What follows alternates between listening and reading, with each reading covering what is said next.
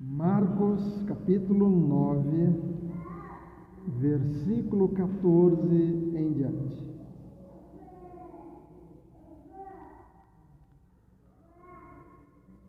Só para a gente se situar, nos versículos anteriores é o momento da transfiguração de Jesus lá na montanha. E aí eles estão descendo da montanha, onde tiveram um culto abençoado. Jesus foi transfigurado na presença deles, eles puderam ver Jesus não com o corpo terreno, mas glorificado. E aí do versículo 14 em diante eles estão chegando embaixo. Quando eles se aproximaram dos outros discípulos, viram numerosa multidão ao redor deles e os escribas discutindo com eles. E logo toda a multidão, ao ver Jesus, ficou surpresa e correndo até ele o saudava. Então Jesus perguntou: "O que é que vocês estão discutindo com eles?" E um, do meio da multidão, respondeu: "Mestre, eu trouxe até o Senhor o meu filho que está possuído de um espírito mudo. E este, sempre que se apossa dele, lança-o por terra, e ele espuma, arranja os dentes e vai definhando. Eu pedi aos seus discípulos que o expulsassem, mas eles não puderam." Então Jesus exclamou: "Ó geração incrédula, até quando estarei com vocês? Até quando terei de suportá-los? Tragam o menino até aqui." E eles o trouxeram. Quando ele viu Jesus, o espírito imediatamente agitou o menino com violência, e caindo ele por terra, revolvia-se espumando. Jesus perguntou ao pai do menino: "Há quanto tempo isso está acontecendo com ele?" O pai respondeu: "Desde a infância. E muitas vezes o tem lançado no fogo e na água para o matar. Mas se o Senhor pode fazer alguma coisa, tenha compaixão de nós e ajude-nos." Ao que Jesus respondeu: "Se o Senhor pode, tudo é possível ao que crê." E imediatamente o pai do menino exclamou: "Eu creio, ajuda-me na minha falta de fé." Vendo Jesus que muita gente estava se reunindo, repreendeu o espírito imundo, dizendo-lhe: "Espírito mudo e surdo, eu ordeno a você, saia deste menino e nunca mais entre nele." E ele, gritando e agitando-o muito, saiu, deixando-o como se estivesse morto. A ponto de muitos dizerem: "Morreu." Mas Jesus, tomando-o pela mão, o ergueu e ele se levantou. Quando Jesus entrou na casa, os seus discípulos lhe perguntaram em particular: "Por que nós não pudemos expulsá-lo?" Jesus respondeu: "Este tipo de espírito só pode ser expulso por meio de oração." Não é uma oraçãozinha só, é vida de oração que Jesus tinha. Que bom que vocês estão aqui, Dia dos Pais. Parabéns a todos os pais. Deus abençoe. Ali está a Rose com um sorriso. Nós vimos a notícia que tiveram. Deus abençoe. Fizeram a cerimônia hoje para dizer se vai ser menino ou menina, e vai ser um menino, né? Então, Dia dos Pais. Cada um de nós aqui tem uma história para contar. Cada um. Se você pensar tudo que passou na sua vida até a chegada do primeiro, e depois o segundo, para quem teve um segundo, terceiro e assim por diante, A Jaqueline chegou para a pastora Lúcia e para mim quando já estávamos com 4 anos de casados. Já tínhamos passado por várias situações e médicos e tudo mais, mas 1 ano antes da Jaqueline nascer, que ela é de maio, 1 ano antes, no Dia das Mães, na igreja do Nazareno, lá em Indianópolis, perto do aeroporto de Congonhas, o pastor era o pastor Eudo Tavares de Almeida, que foi o pastor que ganhou a família da pastora Lúcia para Jesus Cristo. O pastor Eudo, logo do começo, avisou: o culto de hoje, as mães é que vão fazer as coisas, vão ler os versículos, vão orar, e de vez em quando o pastor Eudo dizia, versículo tal, a irmã Lúcia vai ler. Aí de repente alguém da família dele dizia, ela não é mãe. Aí ele dizia, desculpa, e ele pedia para outra pessoa. Daqui a pouco ele de novo precisava de alguém para ler, Lúcia, leia. E aí mais alguém dizia, ela não é mãe.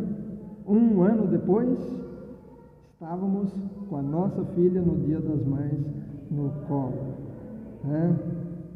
Graças a Deus. E ontem estávamos comentando algumas coisas. Como morávamos em São Paulo, a pastora Lúcia olhou no livro do convênio, que era do trabalho dela, e dava direito ao Hospital 9 de Julho, um hospital bonito, lindo, maravilhoso, e nós, pais de primeira filhinha, vamos lá no 9 de julho. E quando chegamos no hospital, a bolsa já tinha estourado, levaram a pastora Lúcia para uma salinha lá pequena, e eu do lado de fora, preocupado, e aí de repente saiu alguém lá das salinhas, e eu perguntei, e aí, como está? E aí, eu não sei se era enfermeiro que era, disse, a mãe está bem, mas a criança não teve jeito. E aí eu pensei, perdemos a nossa primeira filha. Só que era de outra mãe que estava lá, né? A outra que estava também lá na sala de atendimento, tinha perdido o bebê, então não era a minha esposa Lúcia. Daqui a pouco ela sai meio chateada. E eu falei, o que aconteceu? Ela disse, não podemos ter a nossa filha aqui porque eu não fiz o pré-natal aqui. Mas disseram que tem um outro hospital aqui perto, São Paulo, Hospital São Paulo. Procuramos lá, conseguimos chegar, eu acho que era da década de 50 mais ou menos aquele hospital. Antigo, e era um horário assim, fora do normal, não lembro que horário que era, acho que era de madrugada, 1 da manhã. Aquele corredor vazio, e eram freiras que iam de quarto em quarto para ver como a mamãe estava. E elas traziam um copinho de madeira, como se fosse uma taça, sabe, taça que o pessoal chique bebe vinho, bebe champanhe e tudo mais, só que era de madeira. E elas vinham com aquela tacinha de madeira, colocavam no ouvido, colocavam na barriga da mamãe, e ouviam o coração. E aí eu pensei, nem estetoscópio eles usam aqui, né? Será que tem que ser aqui? Num dado momento disseram, vai nascer.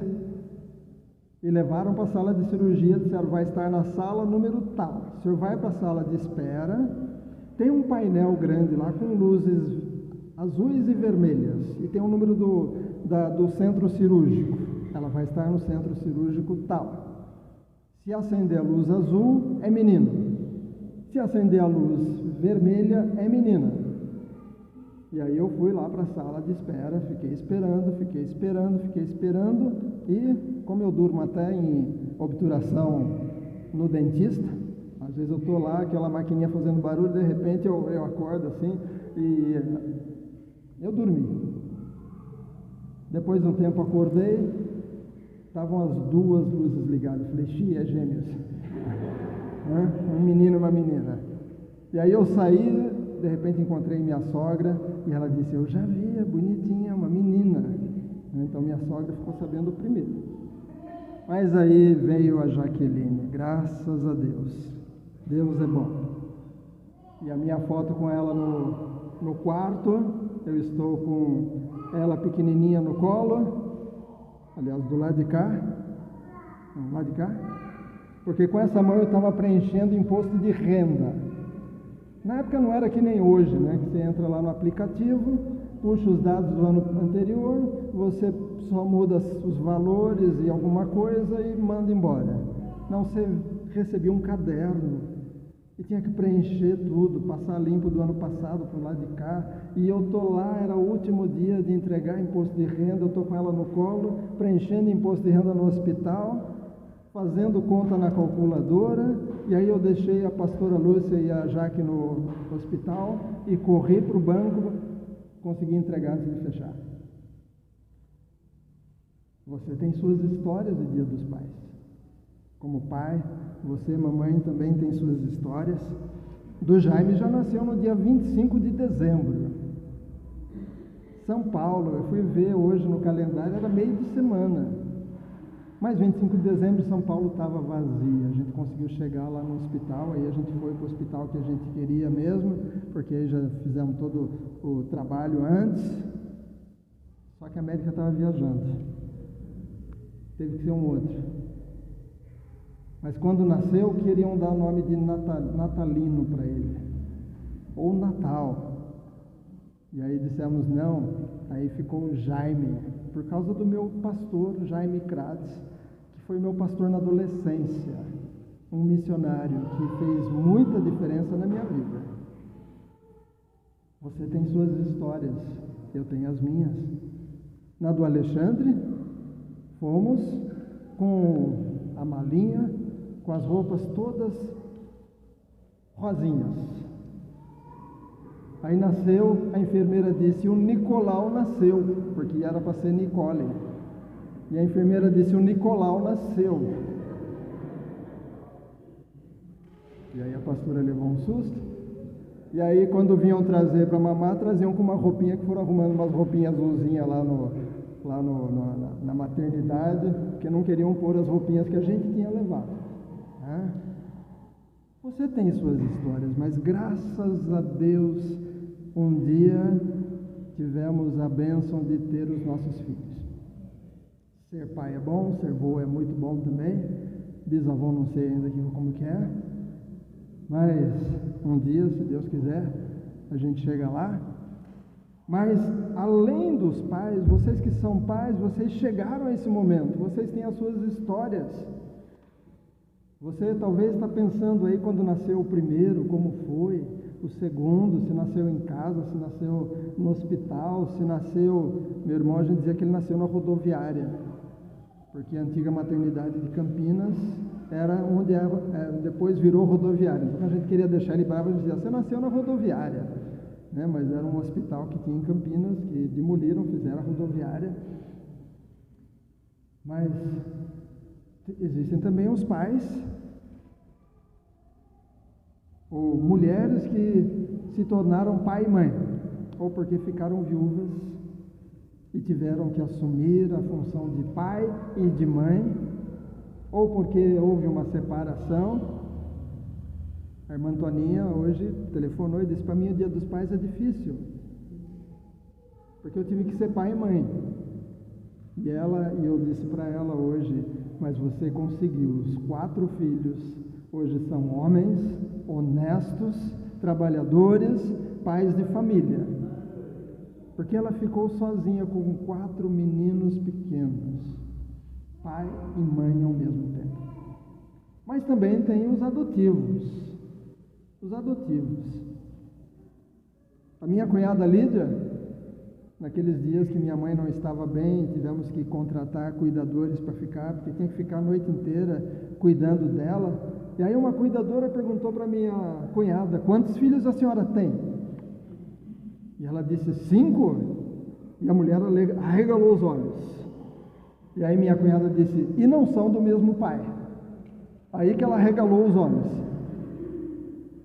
E a minha cunhada completou, e também não são da mesma mãe. Aí ela foi explicar, 2 são meus, depois adotamos o Pedro, que casou com a Gabi, a irmã da Dani, então agora eu sou titio da Gabi.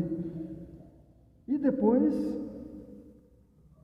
vieram mais o Caio e o Mateus. Caio vai casar agora esse mês. Mas quando eles chegaram, já tinham ido para algumas casas e a maioria das casas dizia: não, a gente só quer o pequeno, o grande a gente quer devolver para o orfanato. E aí o juiz disse: não, eles têm que ir os dois para a mesma casa. E quando eles iam orar para almoçar ou para jantar, eles riam bastante e falavam: eles vão rezar de novo, eles vão rezar de novo. Mas cresceram, pais adotivos. Cada um tem a sua história. Salmo 127, versículo 3 diz: herança do Senhor são os filhos. Os filhos são herança do Senhor. E a gente recebe herança, é algo bom. Salmo 127, versículo 3. Herança do Senhor são os filhos, o fruto do ventre e o seu galardão. Os filhos são bênção. É fácil ter filhos? Não, não é fácil. Quando eu queria casar, dizia: não casa não, o preço do feijão está caro. Era aquela época do feijão maravilhoso, que se lançaram até música do feijão. Depois veio tomate, depois veio gasolina. Se for esperar preço bom, a gente não casa nunca. E graças a Deus que casamos. E o feijão já subiu, já desceu e a gente está aí. Cada um tem as suas histórias. Nessa passagem que nós lemos, tem um pai sem nome. Ali no versículo 11, quando Jesus pergunta: o que vocês estão discutindo aí? Tinha uma discussão, estava uma muvuca, onde estavam os discípulos, porque só alguns subiram com Jesus, mas os que ficaram embaixo, estava uma discussão com os outros lá. E aí Jesus pergunta: o que vocês estão discutindo? Versículo 17 diz: e do meio da multidão, respondeu. O homem ninguém nem anotou o nome dele. Se era Jânio, se era Jonas, ninguém anotou. Só disseram: no meio da multidão. E esse homem começa a falar qual que era a situação. O filho dele era possuído por um espírito maligno ou um demônio. Ele não falava e não ouvia, e às vezes rolava no chão espumando, e às vezes era jogado, o menino era jogado no fogo ou jogado na água, para o demônio queria matá-lo. Essa era a história do menino. Essa era a manifestação do espírito maligno dentro daquele menino.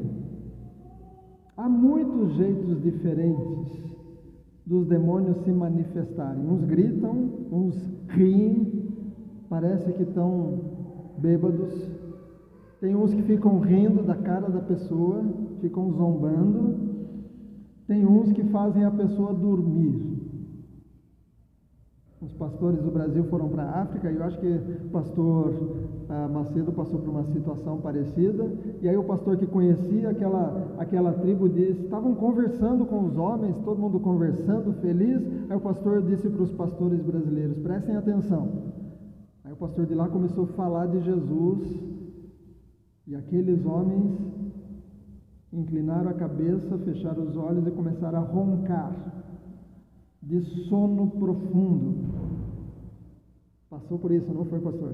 Ele disse outro dia lá na Bahia: sono profundo. Aí o pastor dizia: presta atenção. Ele mudava de assunto, começava a falar de coisas normais lá, e eles acordavam e continuavam conversando normalmente, como se nada tivesse acontecido. Aí o pastor voltava a falar de Jesus de novo, e eles de novo inclinavam a cabeça, fechavam os olhos e começavam a roncar.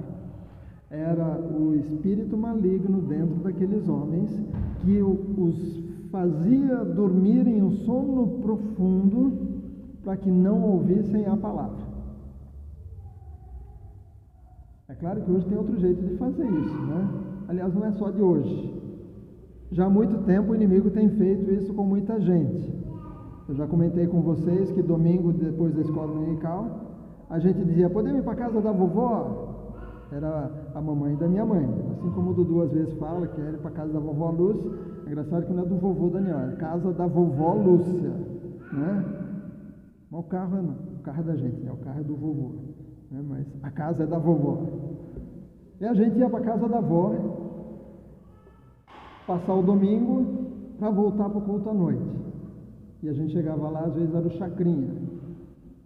E era o Chacrinha o dia inteiro com aquela buzina, aquela roupa colorida. E a gente queria ver outra coisa na televisão, mas só tinha uma TV naquela sala. E quem controlava o botãozinho lá era minha avó ou as tias. Então era o dia inteiro o Chacrinha. E eu voltava para a igreja de noite e eles ficavam vendo o Chacrinha. Teve uma época que era o Flávio Cavalcante. Nossos comerciais, por favor. Às vezes era Silvio Santos. E é claro, quem assistia o dia inteiro, Silvio Santos, ou Chacrinha, ou Flávio Cavalcante, quando chegava à noite no culto, dormia. Hoje é diferente, hoje é maratonar alguma série no Netflix. Aí fica maratonando até de madrugada, ou o dia inteiro, quando chega no culto, dá sono. Mas no caso desse menino, ele não dormia, mas ele ficava agitado, e o pai, que talvez planejou tantas coisas, quando a sua esposa ficou grávida, eu vou passear com meu filho, eu vou fazer isso com meu filho, eu vou ensinar minha profissão para o meu filho, porque o judeu ensinava a sua profissão para o filho. Jonas ia ensinar o Arthur a ser açougueiro. E o filho, quando crescia, ele podia ser outra profissão, mas se ele não achasse outra profissão, pelo menos uma ele saberia. Se o pai era pedreiro ou construtor, ensinava o filho: olha filho, vamos trabalhar comigo. Talvez esse homem planejou: vou ensinar minha profissão se for menino e vou andar com ele. Mas aí desde a infância, diz a Bíblia, desde que era um menininho, começou a ter essas manifestações. Então, ser pai é uma etapa. Nós, pais, chegamos a essa etapa. Uns chegaram faz tempo, outros estão chegando esses dias e outros vão chegar ainda. Posso ouvir um amém de alguns aí que ainda não são papais? Vão chegar ainda. Infelizmente, alguns hoje estão dizendo: não, filho dá gasto. Só quero ser pai de pet, mãe de pet. O pet não deixa descendência com seu nome, netinho, bisnetinho. Não troque. Pet é pet, mas filho e filha é muito diferente. Tenha seus filhos, tenha suas filhas, eles depois vão conhecer alguém. Eu sei que é difícil ouvir isso, né? Fabiano, um dia a Mel vai conhecer um rapaz, vai se apaixonar e vai dizer: mamãe, a gente vai casar. A gente vai casar. Vai chegar o dia.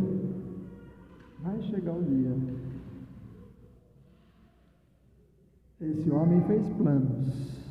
Um dia é a Laura, pode ficar preparando aí, pode botar a barba de molho aí, um dia vai ser a Laura. A pastora Lúcia orava dizendo: Deus abençoe, que o Luiz ache uma esposa. Aí quando a Jaque disse: que queria namorar, quem? É o Luiz. Ela disse: mas eu estava orando. Não sabia que ia ser a minha filha que ia ser a resposta para o Luiz, né? Mas esse pai, apesar de ter chegado a essa etapa de ter um filho, faltava alguma coisa que ele mesmo não conseguia resolver. Colocar comida na mesa. Os pais dão um jeito, trabalham, fazem hora extra e conseguem. Dão um jeito.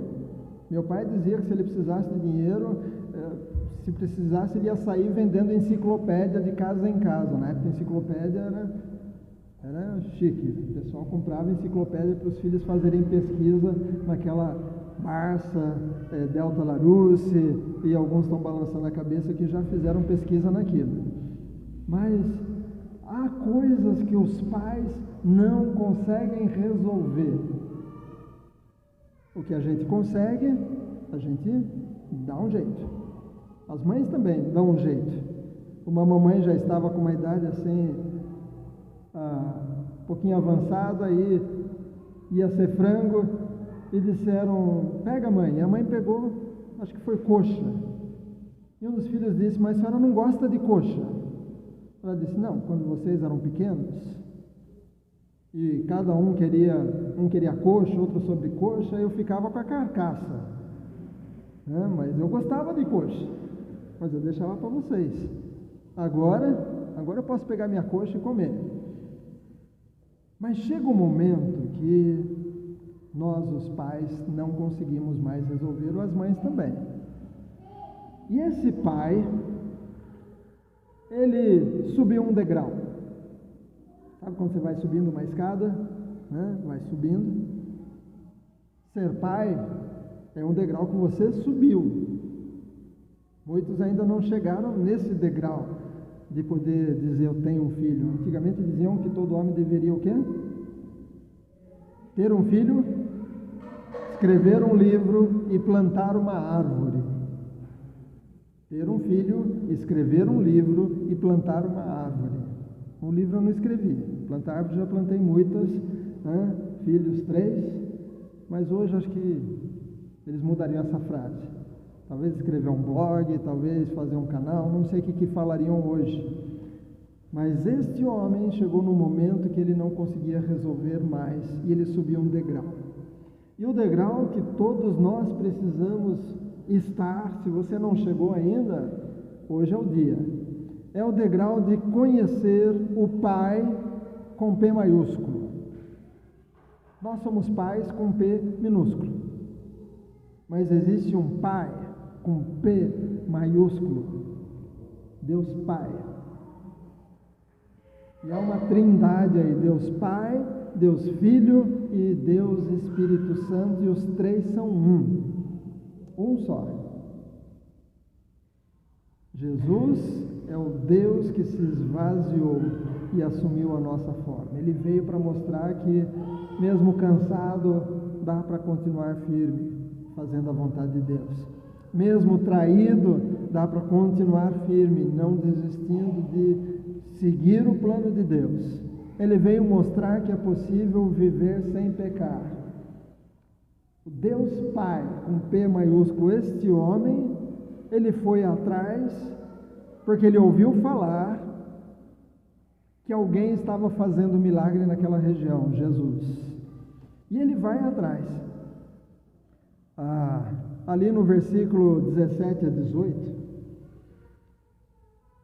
e no meio da multidão respondeu, Mestre, eu trouxe até o Senhor o meu filho que está possuído de um espírito mudo, e este sempre que se aposta dele lança-o por terra, e ele espuma, arranja os dentes e vai definhando, está ficando cada vez mais magrinho, cada vez mais esquelético, vai definhando.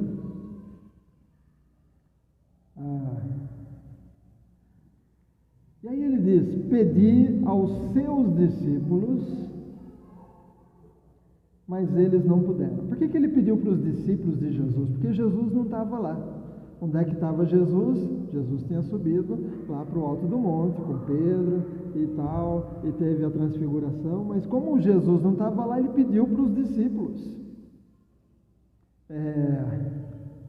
Então, quando eu te digo conhecer o Pai com P maiúsculo, não é conhecer os irmãos da igreja.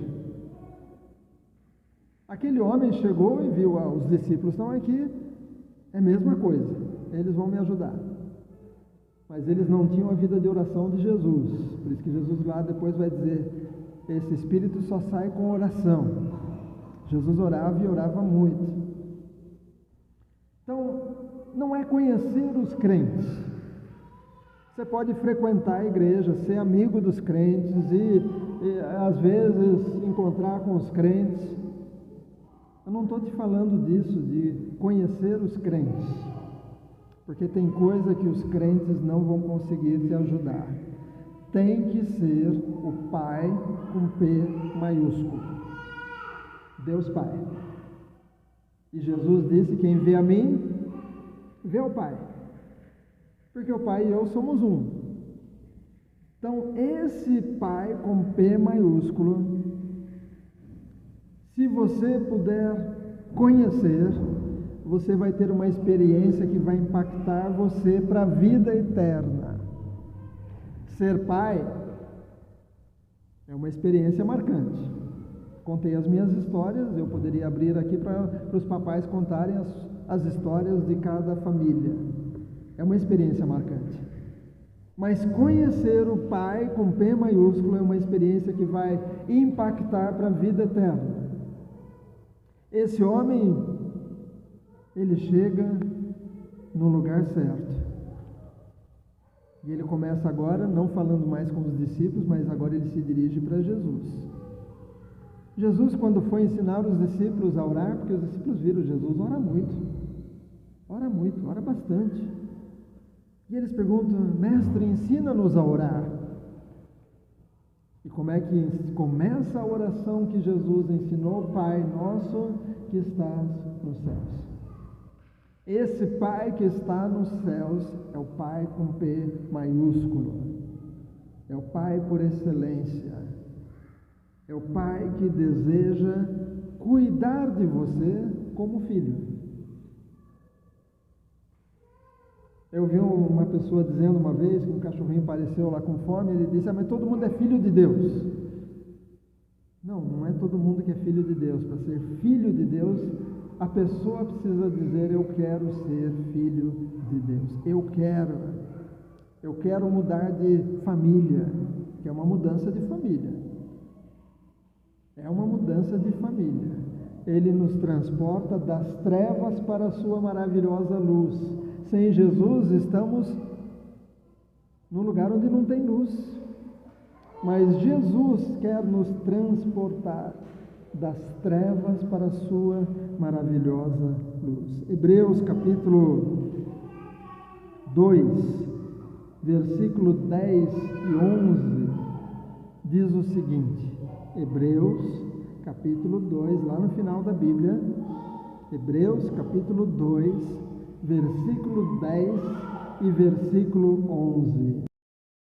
Porque convinha que Deus, por causa de quem e por meio de quem todas as coisas existem, quem é que criou o sol? Deus. Quem é que criou a lua? Deus. Quem é que criou os animais? Deus. Quem é que criou as pessoas? Deus. Por causa de quem e por meio de quem todas as coisas existem, conduzindo muitos filhos à glória, a aperfeiçoar-se por meio do sofrimento. Quem sofreu? Jesus, o autor da salvação deles. Portanto, pois tanto o que santifica como os que são santificados, todos vêm de um só.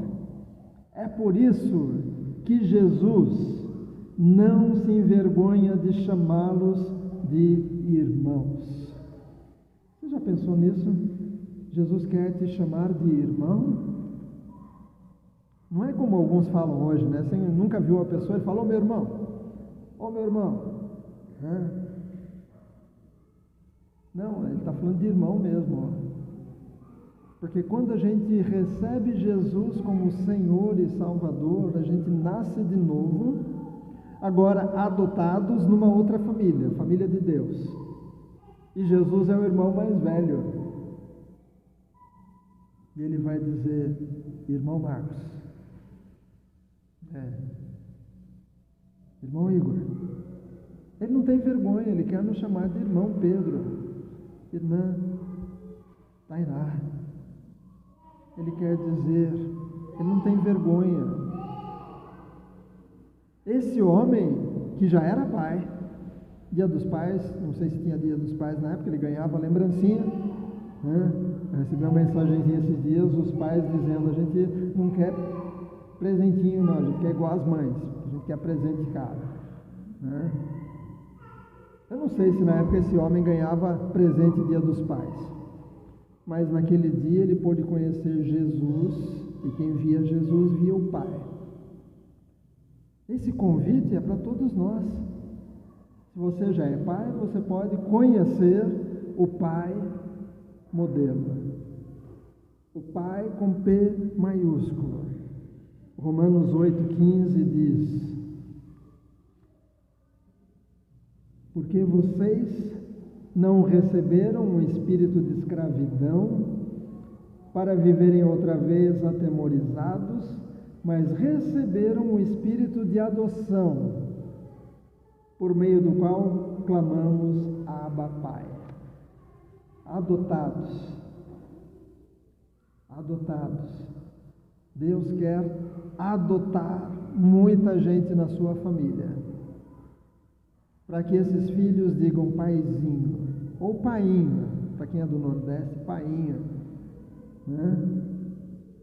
Lá na Argentina, onde nasceram meus irmãos, lá era papito, papito e mamita, e assim que eu chamava meus pais, papito e mamita. E morando em Recife, meus pais foram me visitar, e a irmã da minha mãe foi também, e eles acharam engraçado papito e mamita, e aí mudaram de tia Ruth para Titita, papito, mamita e Titita, né? Ele virou Titita, só que a Titita era a cachorra que a gente tinha, a Ita, era Titita, então, mas eles começaram a chamar a minha tia Ruth de Titita. Aqui está dizendo que Deus quer adotar você, e Ele te adotando, você vai poder dizer paizinho, Abba, Pai. Não é paizinho de que é pequenininho, mas é paizinho assim, pai do coração, pai com quem eu me dou bem, pai com quem eu quero aprender, né? Achei interessante a história que o Dudu falou, não, Deus não é pequenininho, Ele é paizão. Aí a Jaque teve que explicar, não é paizinho no sentido de como um filho chama o seu próprio pai. Se você já é pai, esse convite é para hoje, conheça o Pai por excelência. Mas além disso, além de conhecer o Pai por excelência, seja um pai sacerdote. O sacerdote é aquele que intercede pelas pessoas diante de Deus. É importante isso, cada família, que os homens compreendam que há uma autoridade sobre a vida deles. Há uma autoridade sobre a sua vida. Você que é o homem da casa, você que é o pai, de ser sacerdote. O sacerdote, ele tem uma autoridade que o inimigo reconhece. Quando o pai age e diz em nome de Jesus tal coisa, em nome de Jesus aquilo, quando o pai ora, o inimigo reconhece que naquela casa quem manda, diante do plano de Deus, ali é o Franklin. Então, quando o Franklin ora ali, ele é o sacerdote naquela casa. Quando o Walter ora na casa dele, é o sacerdote orando. E esse homem, além de já ser pai, além de conhecer o Pai com P maiúsculo, agora ele está sendo um sacerdote. Ser pai sacerdote é em conexão com esse Pai com P maiúsculo, faz muita diferença. Agora ele está com Jesus, e Jesus está perguntando o que está acontecendo, e o homem começa a contar a história do filho, e ele está dizendo, eu não sei mais o que fazer, em outras palavras. Já tentei de tudo, mas ele está definhando, ou seja, ele vai morrer logo, ou queimado, ou afogado, ou engasgado. Eu não posso mais fazer tudo que eu podia, eu já fiz, eu já devia ter levado a muitos lugares. Mas ele começa a falar com Jesus. Jesus pergunta, desde quando isso acontece?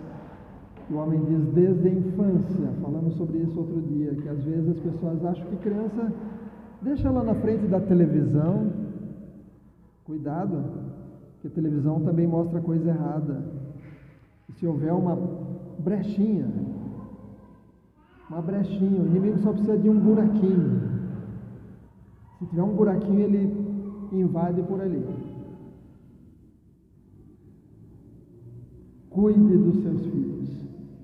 Ele começa a falar com Jesus e ele pede: Jesus, o senhor pode ajudar?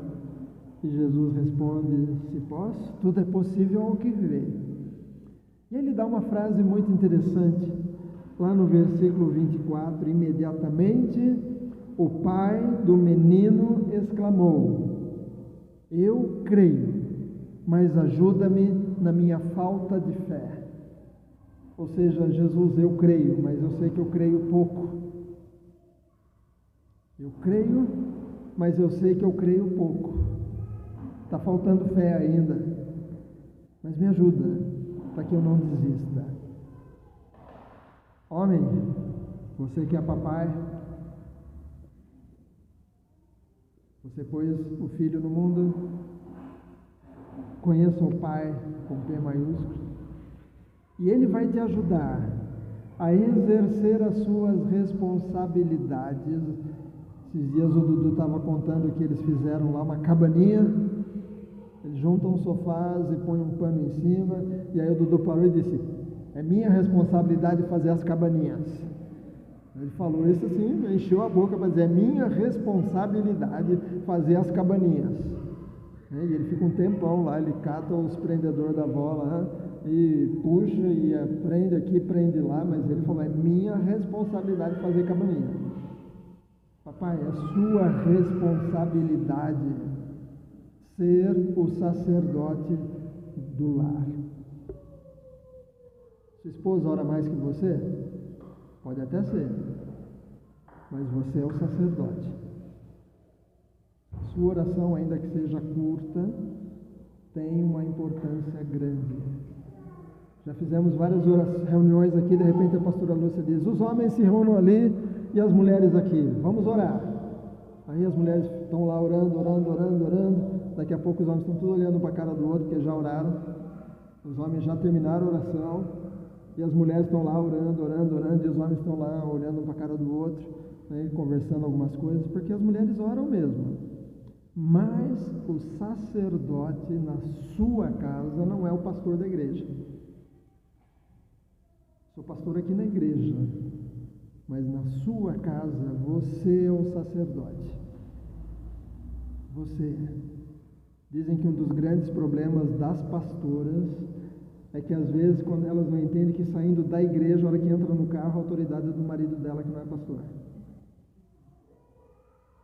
Ela era autoridade enquanto estava na igreja. Entrou no carro, o marido é autoridade. Chegou em casa, o marido é autoridade. Que às vezes elas acham que eu sou pastora, então no carro continua autoridade, em casa também não. Há uma submissão. Submissão significa: eu tenho uma missão junto com o meu marido. Não é submissão de capacho, que o marido esfrega os pés em cima. Não, eu tenho uma missão junto com o meu marido. Nós dois juntos, a gente consegue fazer muita coisa.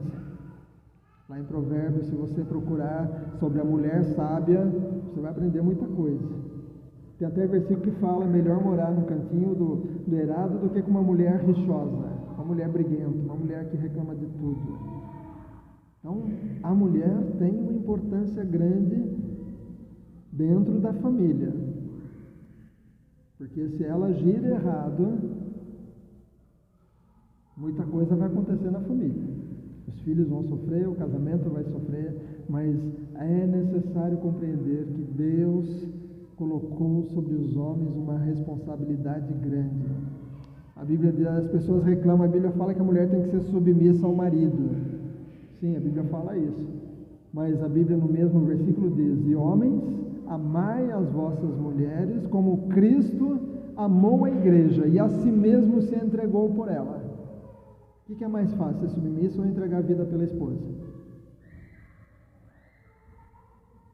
O que é mais fácil?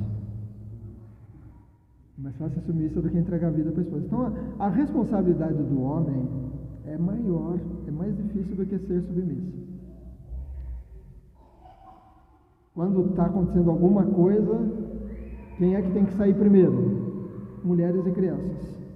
Os homens precisam sair por último. Só lá no Titanic que o dono do barco, ele quis sair no primeiro barco, né? Ele era o dono do barco, ele deu ordem, ele saiu no primeiro barco. Existe uma tribo na África que na hora de comer, se tem lá uma caça para comer, por exemplo, os homens comem. Comem mesmo.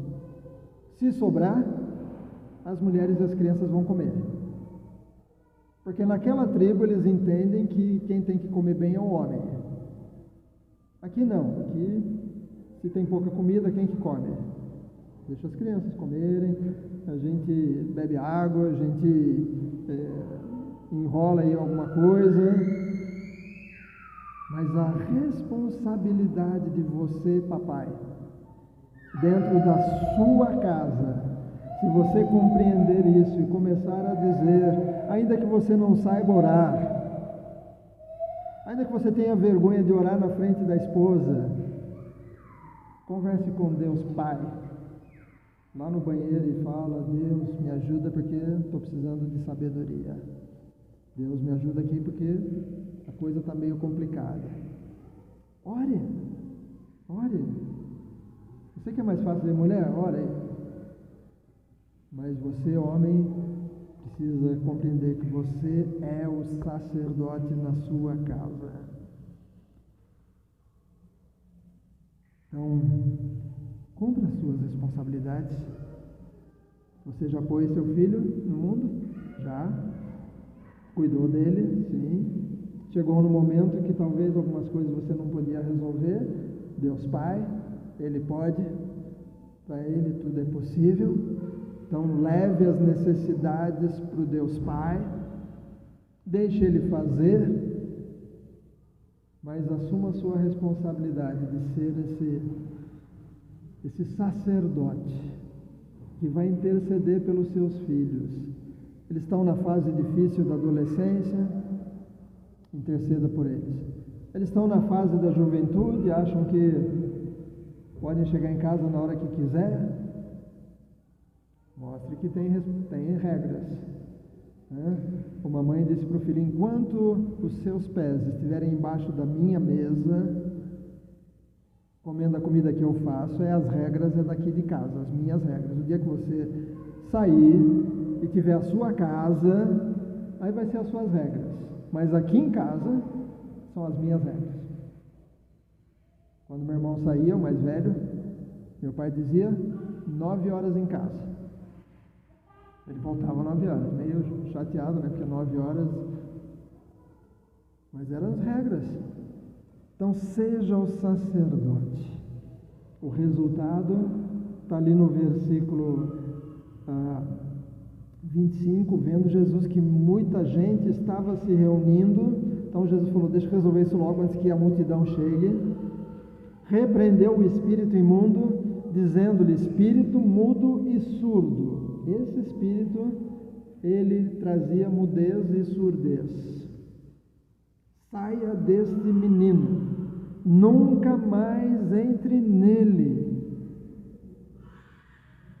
E ele gritando, ou seja, o espírito agitando muito, saiu, deixando-o como se estivesse morto.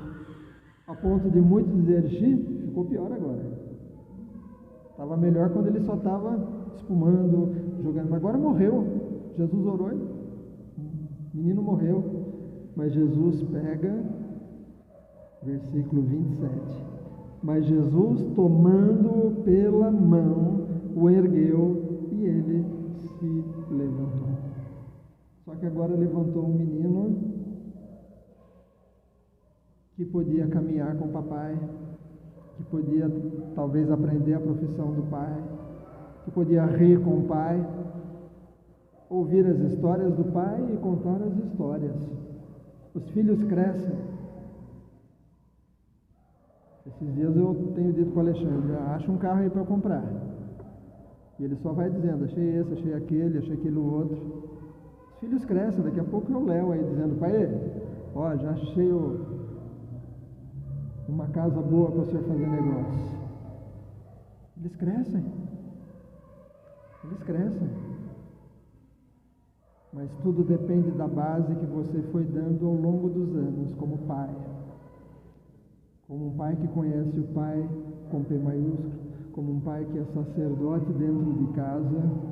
Acerte a sua vida com Deus. Acerte. Ande com Deus, para que você possa abençoar seus filhos, para que você possa cuidar da sua família, para que a sua família continue uma família que Deus vai olhar e vai se alegrar. E você vai poder ver os filhos dos seus filhos. Eu já vi os filhos dos meus filhos, mas eu quero ver ainda os filhos dos meus filhos, né? É a bênção de Deus. Eu não sei em qual degrau você está. Alguns aqui ainda não são papais. Se Deus quiser, um dia você vai ter seu filho ou sua filha. Vai poder descobrir o que é acordar de madrugada. Ou trabalhar. Geralmente quem acordava de madrugada era a pastora Lúcia, né? Mas vai descobrir a bênção que é. As coisas mudam, as coisas acontecem. Você já é papai? Olhe para você e diga: eu já conheço pai com P maiúsculo. Eu já fui procurá-lo para buscar ajuda nas coisas que eu mesmo não sei o que fazer. Tem coisas que só um milagre. Tem situações que só a graça. Procure o Pai por excelência. Ser pai é tão bom que Jesus disse: a oração é: Pai nosso que estás nos céus. E seja sacerdote na sua casa. Nós conhecemos uma mulher que ela era meio rebelde. E ela disse: não, na minha casa eu sou a sacerdotisa. Ela estava arrumando encrenca para ela mesma, porque ela não estava deixando o marido ser o sacerdote da casa. Deixa ele ser. Deixa. E depois, o casal trabalhando junto, vão criar filhos no Senhor. Criar filhos no Senhor. Não é mandar o filho para a igreja. Ou, filho, eu vou te levar na porta, depois eu vou buscar. Não, é: filho, vamos para a igreja. Vamos para a igreja. Vamos juntos. Vamos aprender juntos. E vai chegar um momento que você vai ter alegria de olhar para o filho e entender: e além do meu filho, ele é meu irmão. Porque ele também foi adotado na família de Deus. E além de meu filho, ele é meu irmão em Cristo Jesus. Papai, abaixe sua cabeça. Feche seu olho. Vamos orar.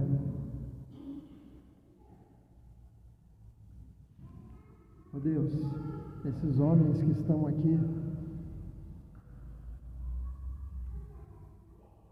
o Senhor tem planos para cada um. Os que ainda não são pais, o Senhor sabe o que vai acontecer no futuro, eles não sabem ainda. Para eles o futuro é uma coisa incerta, mas o Senhor está preparando alguns para a paternidade. Ou filhos que vão ser gerados por eles, ou filhos que virão por adoção, ou filhos que serão filhos de estar acompanhando um jovem, ajudando aquele jovem a crescer saudável, como mentor, como o conselheiro. Ó Deus, sobre esses homens há uma responsabilidade, não apenas de buscar o mantimento da casa, trazer sustento, trazer a compra para casa, pagar as contas da casa, mas há também uma responsabilidade de que eles precisam estar junto de Deus Pai para saber como ser o pai que os filhos precisam. Alguns aqui já têm os filhos grandes, mas ainda podem ser o pai que vai abençoar, que vai ajudar, que vai ser o conselheiro, que vai continuar sendo um bom exemplo. Meu Deus, que os pais que estão aqui compreendam que a oração deles é muito importante. Ainda que seja uma oração simples, com poucas palavras, mas no reino espiritual, a oração de um pai tem uma autoridade específica. Senhor, eu quero te pedir também, porque alguns maridos das irmãs que estão aqui, eles não estão aqui para ouvir essa mensagem, mas que essa mensagem chegue a eles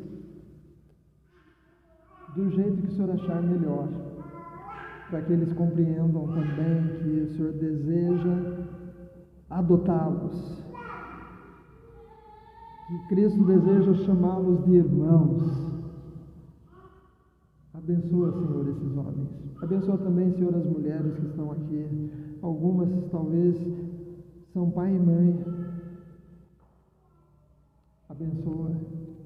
Mesmo que os filhos já sejam grandes, abençoa essas mães também. Abençoa cada pai, cada família, cada avô, cada avó. Temos aqui a irmã Rosa, que também é bisavó. Abençoa, Senhor, que os outros também tenham essa alegria de ver os bisnetos. Em nome de Jesus.